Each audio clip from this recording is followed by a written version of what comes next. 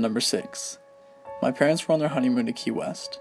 When they arrived at the hotel to check in, they were told that the room would be non-smoking. Well, with my dad being a smoker and all, they had to request a different room. They got the room switched and went to their room. As they got off the elevator, the smell of fresh paint was overwhelming. Down the hall there was a painter with all the necessary supplies laid out around him, and he was painting a wall. As my parents walked past him, they casually greeted him, and the painter had absolutely no acknowledgement of their presence whatsoever. When they got into their room, the smell of paint was even worse in there. So bad that it wasn't even bearable. So they decided to go to the front desk to change rooms. When they explained the situation, the attendant looked very confused and informed them that there wasn't a scheduled paint job on the floor for that day, but agreed to change the room. My parents go back to their floor to grab their luggage, and the painter is completely gone. All supplies cleaned up and gone within 10 minutes, and the smell of paint completely gone as well. At this point, my parents were freaked out, but didn't think much of it and go to their new room. The next morning, on their way to breakfast, they overhear a tour guide talking to the group. My parents tuned in when the guide mentioned the floor that they were originally supposed to stay on. Apparently, a long time ago, there was a painter on that floor painting and fell down an elevator shaft to his death. Now, my parents don't normally believe in the paranormal, but after an event like this, they had no explanation for it and it freaked them out quite a good bit. Number 5. When I was 17, I went to my friend's house for some beers for his birthday. Come the early hours of the morning, probably around 2 to 3 a.m., I head out to the kitchen for a drink. I pour a drink of water and turn around and take a sip, and as I'm swallowing, I hear footsteps, so I hold my drink down and listen for a few seconds. Next thing I know, I hear fast footsteps in front of me running right towards me, and suddenly a huge cold breeze blew right through me. At that point, I just freaked out and ran back to the bedroom. I ended up waking up my friend and telling him what happened, and we listened and could hear odd bangs and bumps from out there, but nothing out of the ordinary after that ever happened. I'll still always remember it though. It gives me goosebumps even writing this. Number 4. I once worked on an Indian reservation, and it's late at night in South Dakota. Some friends and I are driving. One of them is native, and we're discussing folktales of the area. Suddenly, I see a white light running towards the road across the plains, and my friend steps on the brakes. You're doing that because you saw that too, right? Yup. We pull up to the area, and there is nothing there. I have goosebumps all the way back to where I'm staying. That night, I have awful dreams about native warriors trying to destroy New York City, and then I wake up with something breathing in my ear, whispering to me. I scream my friend's name, and he looks over at me and tells me it's okay. I fall back into the same dream over and over again, and I keep trying to change the outcome. The next day, my friend told me when he woke up and saw me screaming, a massive shadow was above me. The tall man. Not the slender man, this guy was different. My friend didn't even want to tell me he saw it since he knew it would freak me out even more. Number 3.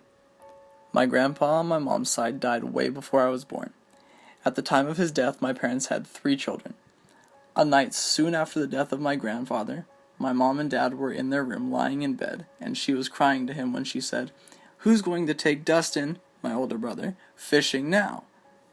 Immediately after this happened, they heard a sound of glass breaking come from outside their bedroom door. My dad grabs his shotgun and leaves the bedroom to check things out. When he steps out of his room, he notices a picture frame lying face down on the floor.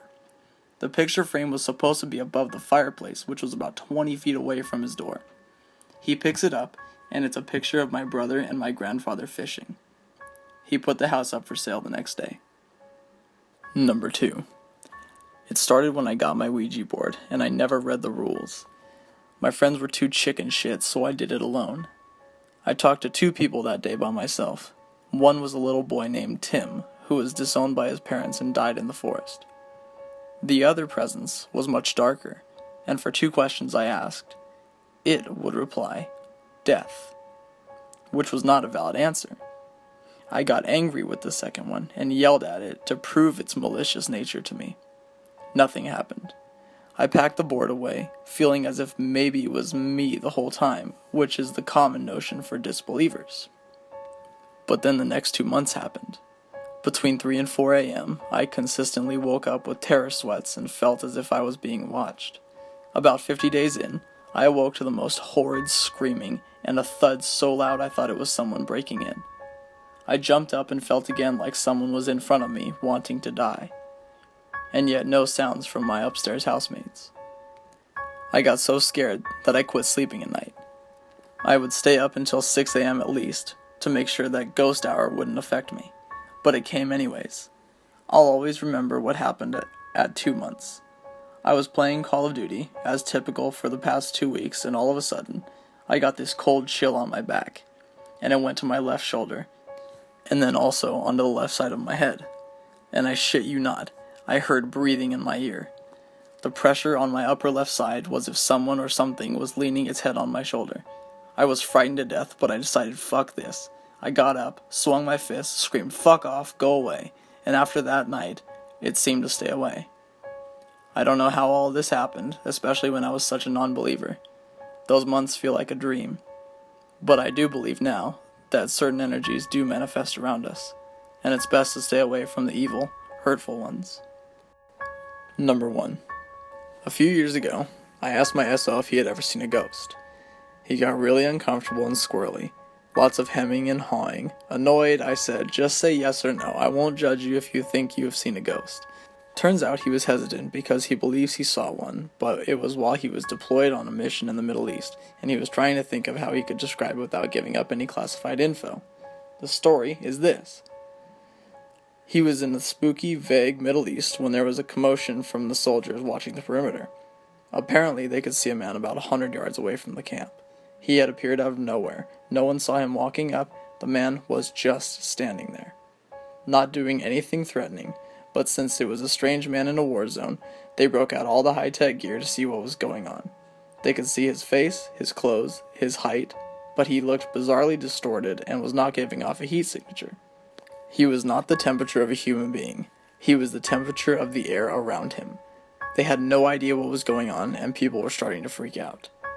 At this point, I said some obvious stuff. Maybe it was a scarecrow, or a dummy, or a shadow. Or the soldiers were really tired and delirious, and their eyes were playing tricks on them.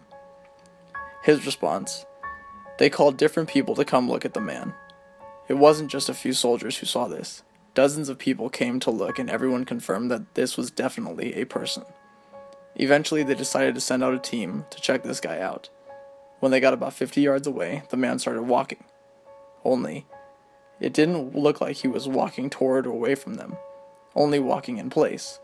They froze, expecting an attack, but the man never got any closer.